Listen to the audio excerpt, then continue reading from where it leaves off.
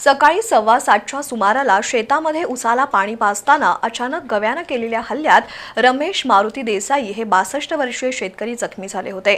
भुदरगड तालुक्यातील गिरगाव इथं घडलेल्या घटनेमध्ये जखमी झालेल्या देसाई यांचा उपचारादरम्यान मृत्यू झाला।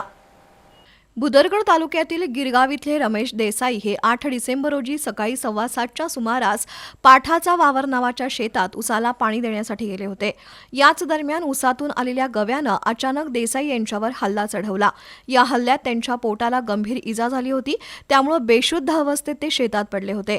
दरम्यान बराच वेळ ते घरी परतले नसल्यानं दुपारी 12 वाजण्याच्या सुमारास कुटुंबियांनी त्यांचा शोध घेतला, तेव्हा देसाई हे शेतात रक्तबंबाळ अवस्थेत आढळले।